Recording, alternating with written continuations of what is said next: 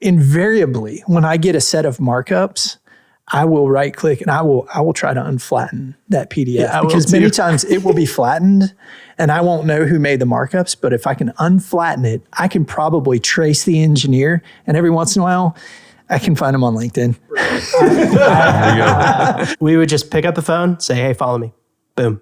And then we'd have that conversation right then, right there within Bluebeam. One of the biggest headaches that we would run into is if a shop wasn't using Bluebeam. It's like we can't actually help you optimize. And you can try out some of these different workflows that we've been talking about without paying anything extra. It's there. You just got to use it and try it out.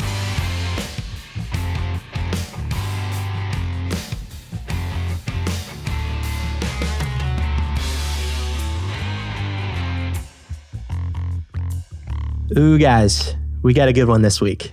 So our goal going into this episode was to try to save you a couple hours this week, but quite honestly, there might be a couple hacks in here about Bluebeam that could save you a couple hours today. So we're going to be talking to Patrick McLaughlin. He's with Pond. They're a construction management firm. He's part of training people within their organization on how to use Bluebeam. He's also helped implement it across, 500 people, a lot of people within their organization. And then we're also going to be talking to Steve Smith, and he's with Bluebeam. He's constantly looking for ways to innovate in the AEC space and find better use cases for Bluebeamers out there. Y'all, I'm telling you, I love Bluebeam, not just because they're a partner of the show, obviously, but because we use them every single day. And I really hope we can save you some time today. There are also some really cool resources down in the show notes, so make sure you check those out too. Let's get into it. I have evidence for you today. What? Oh no! All right, so I gotta get into my email here. Oh crap! Because after hearing our little rant, Dad sent me an email. Wait, what rant? You have to clarify. Well, you know how I believe it's in the commercial we talk about Bluebeam and how you found it first, I found it first. Yeah. Well, Dad got my back. And so I have an email string going back to 2012 here, buddy. That was between me and Mr. Derek Gilbert at Bluebeam, who was helping me get over a couple little hurdles I was having with the software. Okay. And so clearly I was the one that found and brought Bluebeam into ABSI because... When in 2012? No, when in 2012? Before you. What do you mean? No, not before me, because I started January 1, 2012. You dingus. Hey, you call me a dingus on the air. Yes, I called you a dingus on the air. Man. See, bringing Patrick and Steve in the middle of this here. August 23rd. Okay, all right. August 23rd. We're moving this along. Guys, how are you?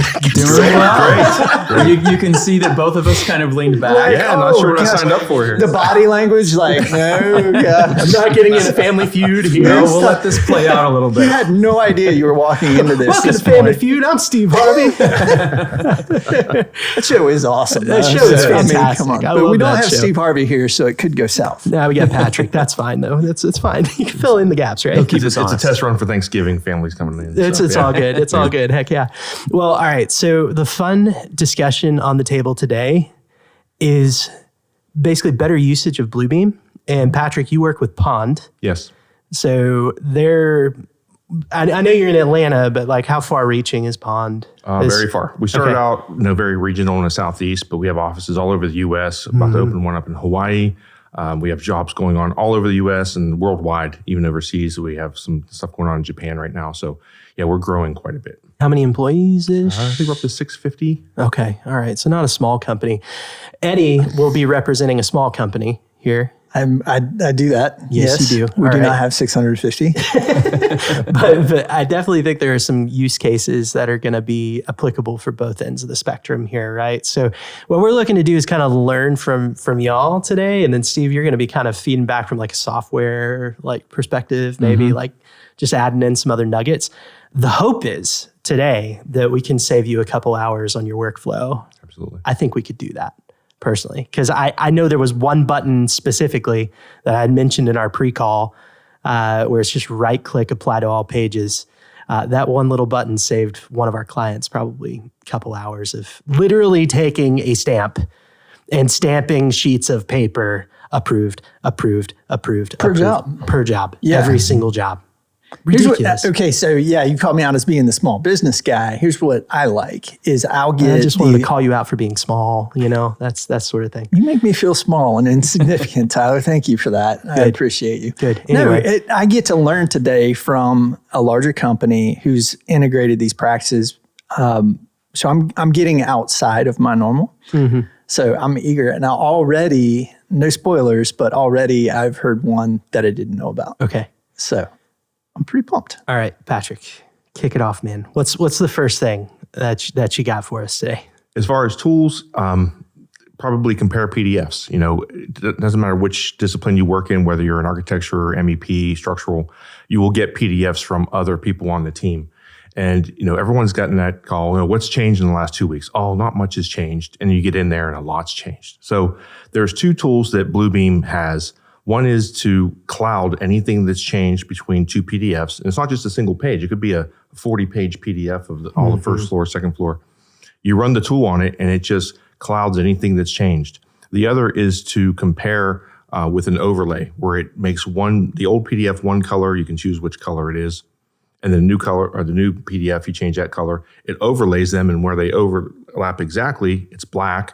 But where they're different, like I usually make the old PDFs red and the new stuff green. Mm-hmm. And you can instantly see where walls have moved, doors have moved, MEP equipment has moved. And it just saves you so much time.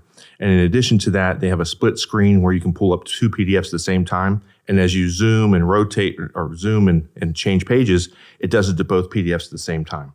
So it's a really powerful tools to compare a PDF that maybe you got 2 weeks ago with the one they just sent you.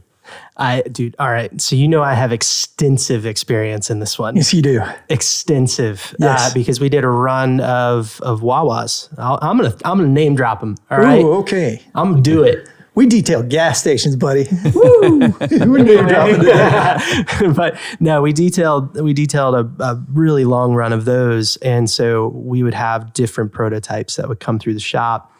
And just that same thing would happen. One thing would get shifted, tweaked just a little bit. A spec would get changed. I remember one time a tube spec got changed from an A36 to an A55. Like just little minute things, and it would flag it. One thing that I always ran into, and I'm curious how you got through it, is that one of the views would get shifted up or to the left a little bit too. How do you typically handle that? So there's a tool in the compare that lets you align points. So if there's a column grid A1 or something, or at corner of a building, you can align those 2 points, and it links that page up to where it'll work. Yeah, that was something that broke me, I think, whenever I first started using it, because I didn't know about that alignment function. And so, if you're using this, make sure that you use the align function for sure. Absolutely. It's going to happen. And you want to clean up the two PDFs so that you're comparing apples to apples. If the first page has, 15 pages and the second one has 20 pages, you kind of have to clean those extra 5 pages out so that all the pages match. And you mentioned specs, but another tool that just popped in my head that we use a lot is you can do a search on a word, a phrase, and it could be a 500-page set of specs. It'll find all those words, and then you have the ability to do stuff with those words. Yes. So once it finds that list of, office, whatever, you can do things like strike through all those words, underline, do a yellow highlight over all those words. So if you're handing those specs off to someone, you want them to change a word, just highlight them all and do a strike through, and in about a tenth of a second, it's done. It's really powerful. Well, that list compiles at the bottom too, so that you can go back and see where the strike throughs happened, and then go back and select through. Right.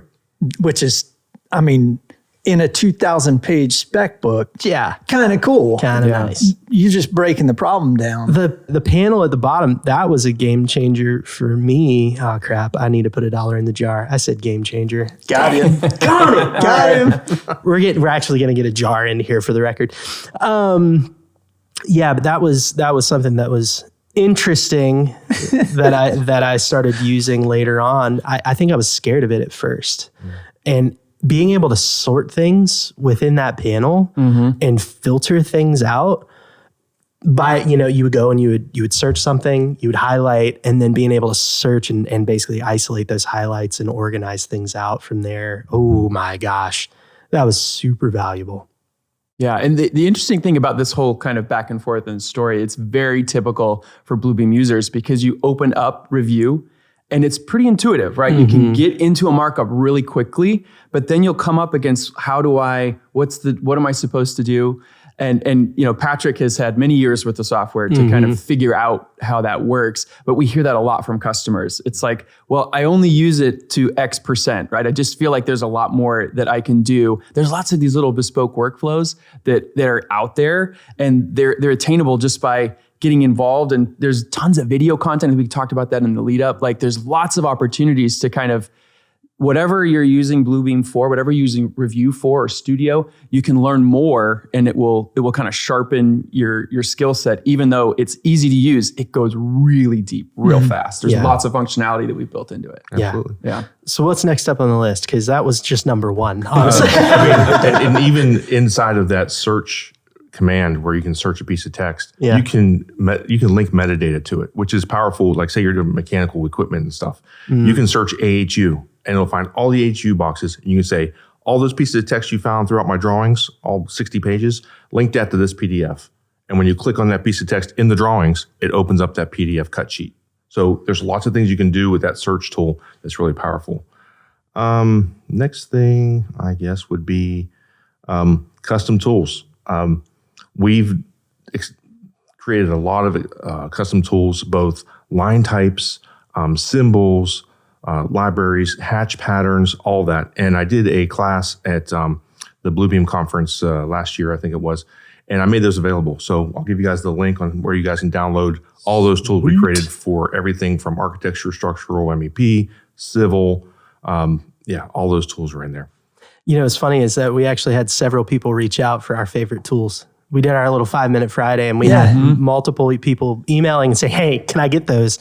Because, I mean, it's the same thing. It's like, even if there's one in there, that's amazing. Like, I'll just add that to my tool chest. I'm good to go. More goodies. Like we'll throw that in the show notes. Y'all can go get it. Heck yeah, for That's sure. awesome. And there's like a secondary market for like Bluebeam toolkits. Like you can find. I believe it. Yeah, there's just a lot of opportunities to just either customize it yourself and go through that effort to create a toolkit, but also to kind of leverage like what Patrick has, broken the ground on some of this stuff. So, hey, here's a toolkit that's very common too. Is that customers really like to share the things that they've learned because they can't share it at home. No one wants to hear about construction. I drove by that project and I'm working on this or that. Like you want to talk to your peers, and toolkits is one way where we've seen a lot of opportunities to collaborate across customers. I mean, that was something that I immediately started doing because I love graphic design anyway. So that was one of those things I was like, hey, this is kind of like Illustrator. Maybe I could make tools that I could distribute out to the team. You guys probably still have some of those things lingering around. Oh, certainly. That I've created for you. Well, you're welcome. I'm wondering, Tyler, you're so awesome. I'm so thankful. Do I get paid for that? No, you did. Remember, you worked for 10 years and we paid you. Anyway, the sketching capacity of Bluebeam. I mean, you can sketch. Like you can legitimately page. Like you can legit just sketch in, and like let's say that napkin sketch I used to do. Like now I can do that on just start a new 8.5 by 11, sketch it on in, and then I've got a PDF I can send out, and it looks nice. So a lot of those drafting tools and the lines and different things that are customizable, like now I can bake them in and draw with them. It's funny. Cool. It's funny you say that because I was with a customer and they said this was an electrical contractor here in the Atlanta area, and they were talking about their workflows, and we were just kind of digging into them, and they said, yeah, we get drawings from the VDC team, but they're not perfect, and we don't want to open up Revit or CAD, so we literally just open up Review and use that as our authoring tool to cut the spool sheets, and they're actually fabricating from whatever they're marking up. And they've got all these different toolkits that are, hey, this is what the elbow looks like. They do little details in there, and then they put that right out to the floor, and that's what they are they're actually fabricating to get to the field. And so I was like, wait a minute. So you're using Bluebeam as a design tool, kind of offsetting all those other awesome design tools that are out there. It's pretty powerful. I'm going to throw our brother under the bus. He has totally said that he's detailed structures in Bluebeam before. Okay. Yeah. You can do it. I'll throw him under the bus completely. He said Right. that. I was like, okay. Like, how complex are we talking here? Yeah, right. So it's not the first time I've heard of that. Yeah. It's crazy. But yeah, I mean, the drawing tools are really solid in that as well. But even expanding off of existing details that are there, being able to copy and paste those things and snap to them and expand on them even more. That's something I know that I did a ton. Yeah. And it comes back to that PDF, that file type. You can open it on anything. Yeah. Right? Yeah. And so sometimes it's just more expeditious, a little easier for you to do something using review than it is to kind of go back through another. Of course, there's a QC, QA process on the back end of that you need to make sure, passes muster for your drawings. But at the same point, it's very usable, but also extremely customizable. Yeah. So Patrick, I want to get back to the metadata though that you had mentioned. How are you guys linking all of that together? Can you walk us through kind of the process of how that? Sure. So as long as you keep it generic, like you don't want to have, say you're storing your cut sheets. Go back to the mechanical example. You don't want to store that PDF as Mitsubishi model number, blah, blah, blah. You just want to call it AHU1 because then if equipment gets swapped out, you just replace that PDF with the next piece of equipment that you replace it with, and then AHU1 still opens that same PDF. So having a subfolder with that metadata in it, broken out by discipline, works great. And then when you send the PDF out, if it's relatively path, you just take that whole folder structure, put it in a zip file, send it off, and you're good to go. And when we started making the tools that we were talking about, one of the things that's great about Bluebeam is there was a good workflow. When I first started doing it, I was like, wow, we need some custom line types. Civil does these lines and people are having to draw it over again in Revit or CAD. Sometimes they don't have a CAD file or a Revit model. They just want to draw these things. So I started off with a comm line or a sanitary sewer line or for plumbing or a fence line. And so I started with the custom line types. Those were really easy to make once you get into it. And then I created the custom hatch patterns. And I started building, and I did those. And I did some custom tools like symbols like trees for landscaping and VAV boxes for mechanical and things like that. And once I got all these things done, I realized, it doesn't matter. You don't have to be a 650 firm size company. You can be a 5-person or a 10-person company. But what brought it all together was doing a custom profile.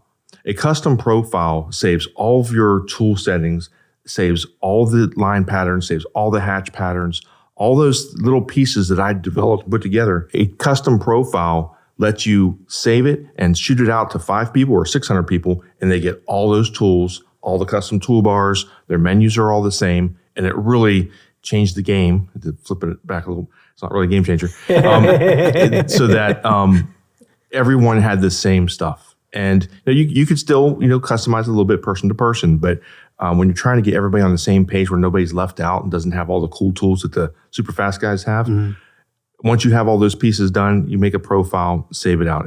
It's worked great. And even then, it's like knowing within the software where specific buttons are at too, because like getting your button layout refined. Like, if I go hop on Eddie's computer, I know exactly where everything's at.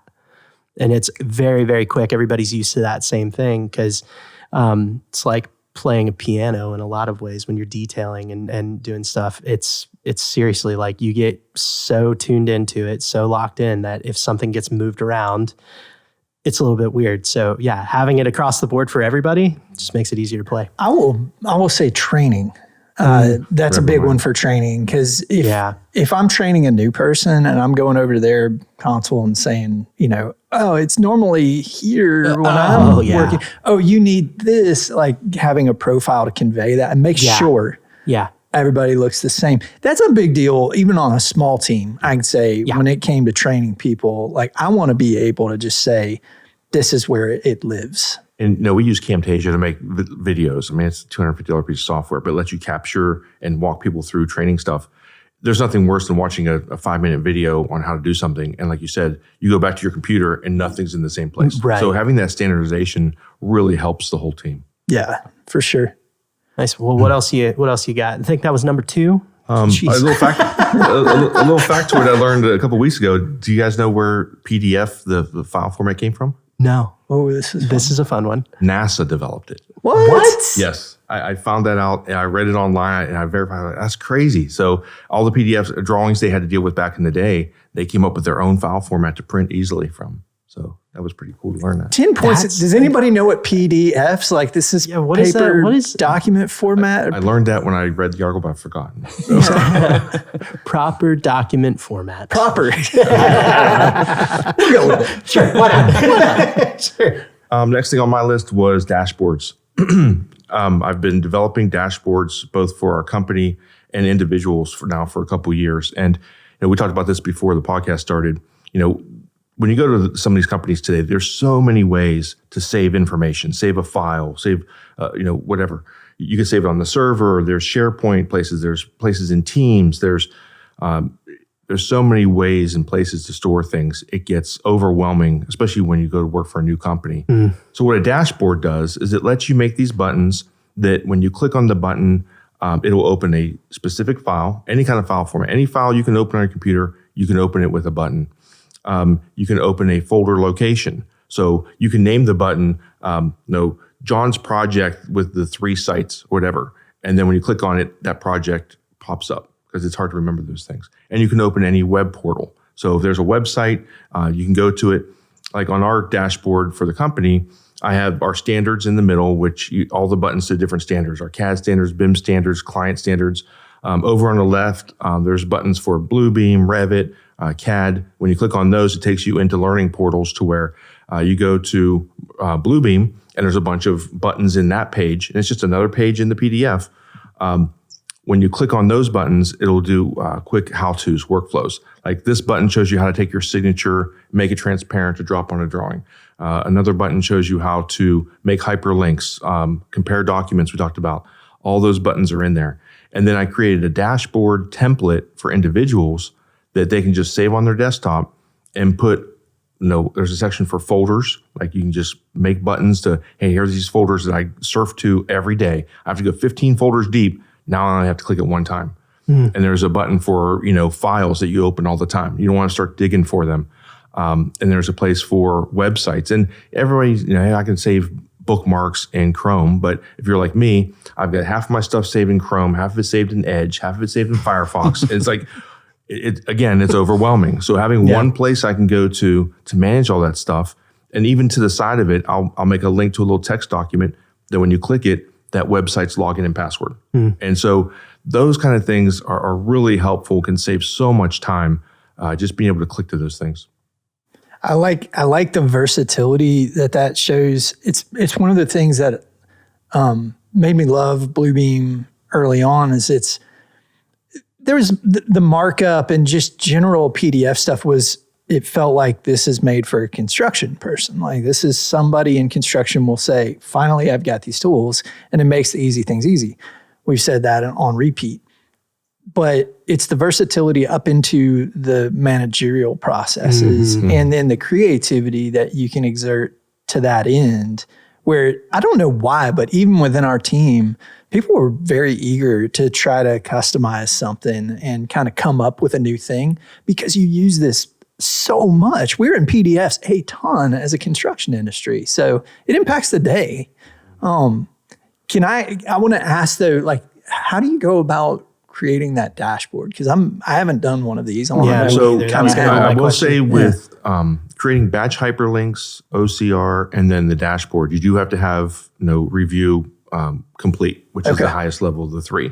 So not everybody has to have that, but if you want to create these dashboards, you need that tool. And then anybody with just regular Bluebeam can open it and use it. So you start off with just make a PDF. I usually make mine like a ANSI D, like a double 11 by 17. You can do 11 by 17 size page, just a blank document. And then you just put a background in. So I'll do a search like for pond. I searched on pond pictures. I found one and I grabbed that picture and I dropped it in as an image into the PDF, stretched it out so it matched, locked it down, and that was my background. And then I put it at the top with some big text, pond dashboard, or quick links dashboard, whatever. And then I just started making links. Like the first one we talked about was Bluebeam.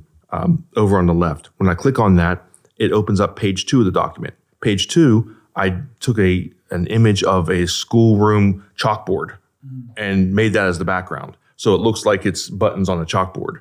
And then in there was, I just made links to our videos that we have in our library, how to do this, how to do that, how to, all those things that you can do with Bluebeam that we talked about. And then in the top corner, I made another button that says jump back to home page. And you can make these buttons jump to a page in the PDF, and you click on it. It's really easy. It takes 10 seconds to make. It jumps to page 1. Now you're back in the main window. So I just started with that and just grew. Like I said, it started with Bluebeam, Revit, CAD, our standards. And then I grew into each department has their own landing page. Like architecture, I did a falling water image, and put that on there. And for structural, I put a structural image. Fire protection, they've got some firemen running into a fire. So each department has their landing page. And in there, they can make links to things like meetings that they had that they talked about, new tools, or how to design. And so each department has their own landing page. And it's worked really well. You talked about sketching earlier. One of the things I made on the Quick Links dashboard is sketch paper. So it's a little area down in the bottom right corner, and you click on 1/4-inch grid, 1/8-inch grid, ISO grid, both for 8.5 by 11 and 11 by 17. And when you click on it, one of those grids, PDFs pops up for sketch paper, and you can print it, draw on it, whatever you want to do. So yeah, it's been great. That's pretty cool. That's like just a dashboard all within Bluebeam. And I know on the construction side, a lot of construction companies have used dashboards for project management. You're probably more familiar with that than I am because I'm on the design side. But you save that into the project, and then you add buttons to things in the project. Here's the contract. Here's the team members. Here's the latest PDF set, and just one button to get there. You don't have to go searching through folders. I like that. That just brings information to the surface and makes it easier to get to, but by a means that's not highly complex. So it's very, to your point, accessible. It's easy to get into. This isn't. You're not going to open the software and be like, I'm lost. I don't know how to find it. You don't need another login to get at this stuff. It's just there. No, it's there. It's just there. And you can get at it. And I feel like that's a complaint for a lot of different things is like, okay, you could argue that there'd be other ways of doing that. But is it as easy? Is it as quick to get at for your people? That was a big thing. Like with onboarding, making sure everybody's got their proper login credentials and all these different things. That's not something you have to do with that. Just say, go here, do this. Boom. Here's all the info you need. Yeah. I love it. What's next up? What do we got? Studio. Project versus sessions. I have a lot of questions here. Studio's great. There's 2 portions of it. One is projects where you can upload any file type. It could be a Word document, text file, PDF, whatever. And you can share that with the team. The other is sessions. Sessions is very unique and cool in that you can upload a set of PDFs, like a 500-page PDF document with all the trades in it. And then you can share that with the team members, maybe the architects in a different company and the structural guys in a different company. And everybody can mark up that set of PDFs simultaneously. And, before we did that, and we talked about the profile and all those little pieces that I made, like the custom line types and the hatch patterns. One of the other things I did was custom markup tools. So when you place a markup on a PDF, you can set it up to where when you open up the markup section, it tells you, who made the markup, what the date is, but you can also put a status and do custom statuses. So we have custom statuses like this is a reviewed comment, this is a closed comment, this is back checked, whatever those comments are. And it'll color coordinate. So say, for example, you cloud an area around a column and say, hey, unfinished or whatever. When you send that out, the structural person or whoever is designated to make those, to correct that, can click that comment and change the status to say completed. The markup will change the color to green as soon as they change that status. So you can see what the status of all these markups are. And then the best part about it is you can filter by discipline, by person, or even put a due date on it. But if I'm a plumbing guy and there's hundreds of markups all over these drawings, I just want to see my stuff. So you can filter, say, hey, just show me the plumbing markups. and boom, just those will show up. And then I can start going through them, say, yeah, I did this one. And as soon as you change the status, it changes color. And it's really powerful to do that portion. And then the key is to have that custom setup done before you push the drawings up to studio. And then share that profile with the whole team. Because once that's done, then as people make up the markups, they see the same custom fields down below as far as the status. It's kind of hard to explain without seeing it. I'm used to having a screen that I can walk people through, then it all makes sense. Just do this and this and this and this. Right, to explain it with words, I'm probably confusing everybody. But having used Bluebeam, I actually do follow. And there are little tools within a session that I like. One is the ability to alert a teammate. And so you're making a comment on something, but then you can alert somebody to that comment, and they'll get an email with a little screenshot, and it's you're assigning something to do. I like the fact that when you're in a session, particularly for shop drawing review, that everybody's in there kind of together at the same time, rather than this successional look at things where somebody, might have been at the wrong part of the line. And, the person reviewing now needed to reference the person that had previously reviewed as the person that it was assigned to, but they're gone now. Yeah. In sessions, that's not a problem. I can go ahead and assign it to them. So there are little things that I feel like really bring out value in using that as a tool. That was one of the biggest headaches that we would run into is if a shop wasn't using Bluebeam. It's like we can't actually help you optimize.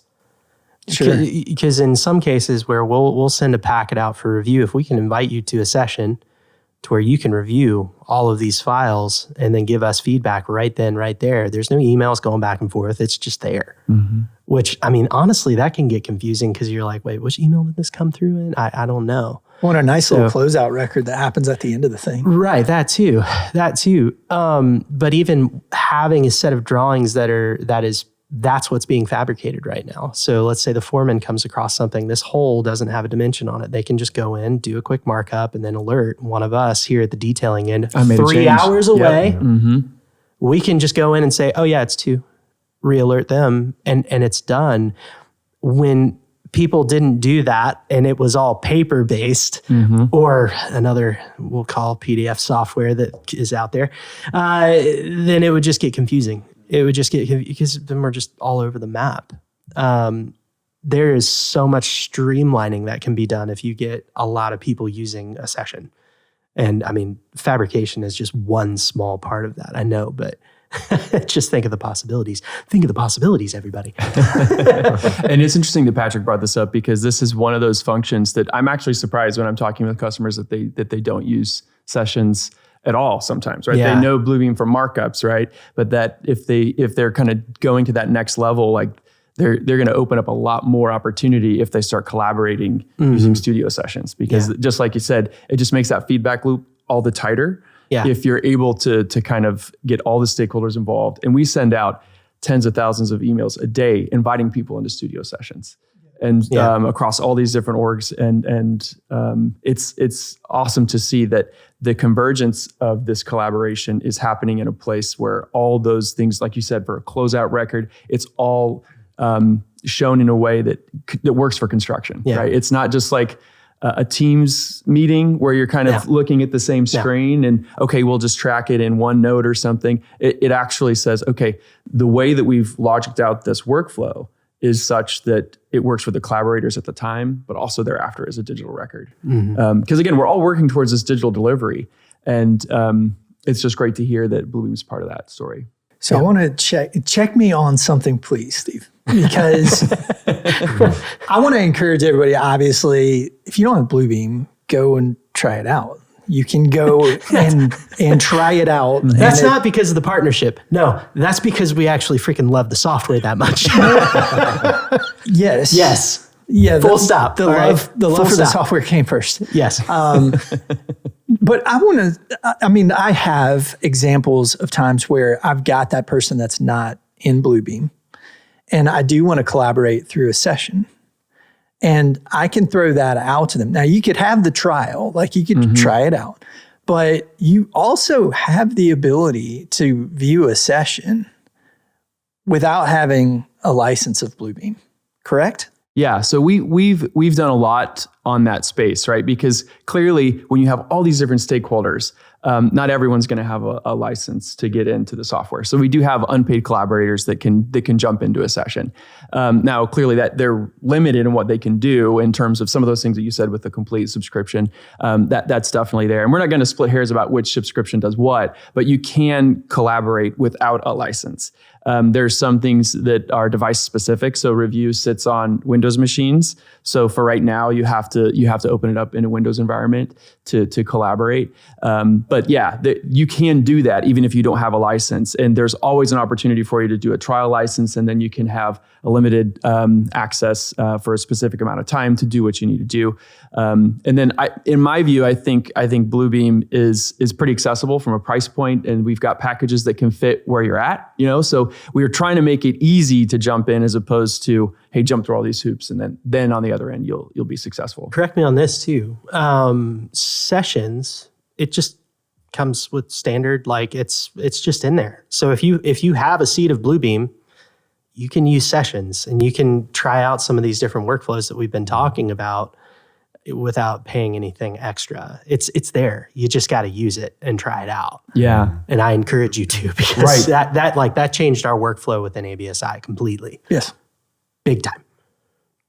Yeah, and the story of Bluebeam, our 20-year history, it's been kind of this viral growth, like under the surface, like meat and potato stuff. Mm-hmm. Not too out there in terms of the functionality that we're trying to extend it beyond where we feel it should be. But the cool part of it is just this viral nature of people like you and you picking up on the software and saying, we're going to start doing stuff with it. And then, one person in a department figured it out and then told another person, and then all of a sudden they're harmonizing, creating dashboards. And that story is kind of perpetuated the good work that we've been doing at Bluebeam. And we try to listen very closely to our customers such that we're building in features and things that we know are of value. Yeah. Within the company, we'd get on little phone calls or whatever. And within those studio sessions, you can do a follow me. Oh, yeah. So that one's fun. Yeah. You can hover over somebody's name and follow them inside of a session. And then all of a sudden you've got a quick screen share that you didn't have to jump up some sort of also other good to do as a prank occasionally too. Just be like, so-and-so is following you and just for no reason, no explanation. Hey, if you're I used to do that to like dad occasionally. If you're freak out. overly Why the heck are you oppressive, following me, boy? well, if you're an overly oppressive micromanagerial boss, you can also just get on there and follow your employees around, literally on the session. So Please don't do that. Please don't do yeah, that. don't be that guy. Don't be that. No, that was nice, and we would use that in lieu of like a Teams meeting or something, like or Zoom meeting. We would use that. Yeah. We would just pick up the phone, say, "Hey, follow me," boom, and then we'd have that conversation right then, right there within Bluebeam, because we didn't need to see each other's faces. We just needed to talk real fast. So it was a nice little impromptu way of collaborating with each other. So yeah, that's a good one. I love that one. So next on the list. Next on the list, yeah. Next on the list would be doing field reports.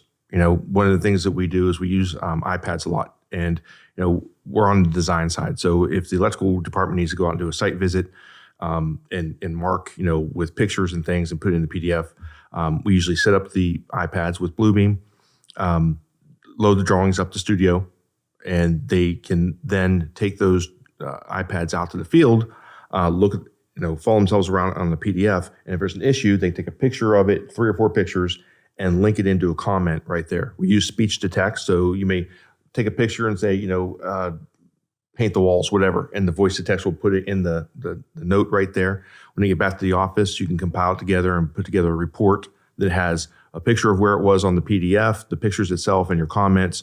And you can even set it up with like Revit to where it'll log which room, name, and number you were in.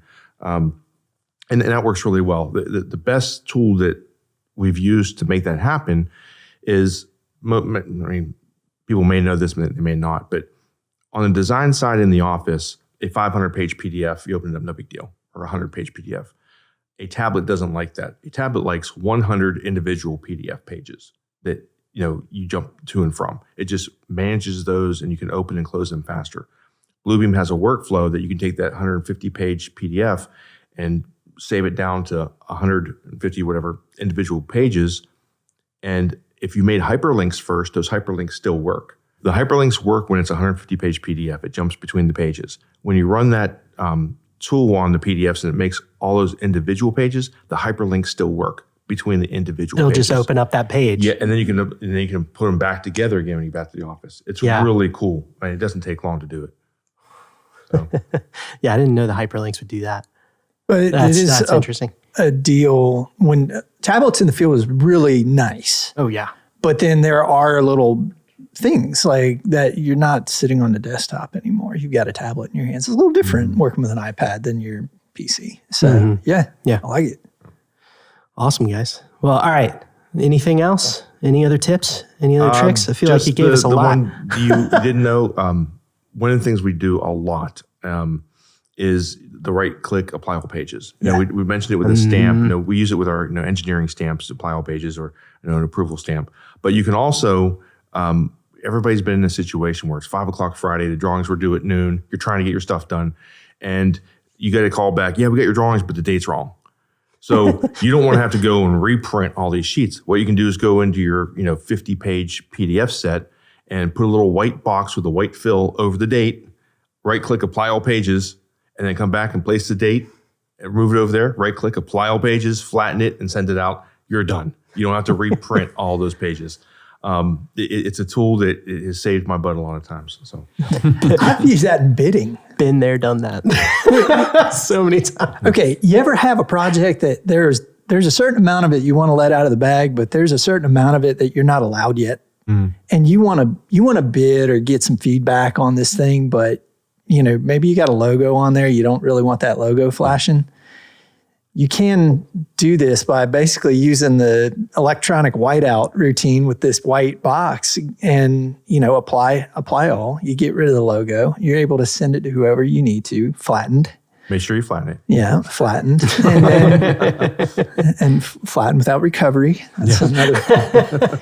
Okay, you want to hear a sneaky one? Mm-hmm. All right, if you're still listening, this is you're gonna love this little chestnut. No, I will invariably, when I get a set of markups, I will right click and I will try to unflatten that PDF because many times it will be flattened and I won't know who made the markups. But if I can unflatten it, I can probably trace the engineer, and every once in a while I can find them on LinkedIn. Bro, I have called people out as a result of doing that too. I had somebody send me markups and claim they were from the engineer. Yes. Mm. And I was like, I don't know. Right click, unflatten. Turns out it was that person, and he got a fiery phone call from me. That was one of my greater blow-ups in the construction industry right there. Yeah, just checking for the validity of the markup. Well, I mean, but at that point, it's like, well, crap, was that really from the engineer? And it wasn't.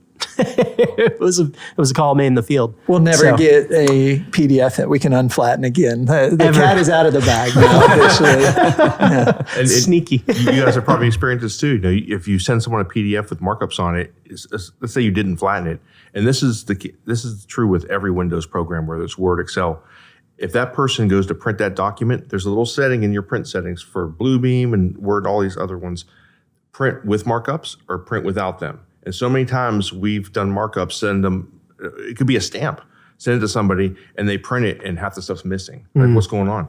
All they did was in their print settings, they said print document only. They have to print with markups. Mm-hmm. So that's another reason to flatten it so that doesn't ever happen. So. Yeah.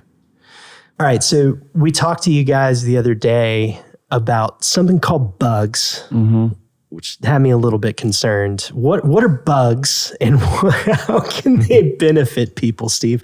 Yeah, so BUG stands for Bluebeam User Group. And so this is a group that's localized to specific places or even some industries. We have one for government as well. We have a Gov Bug.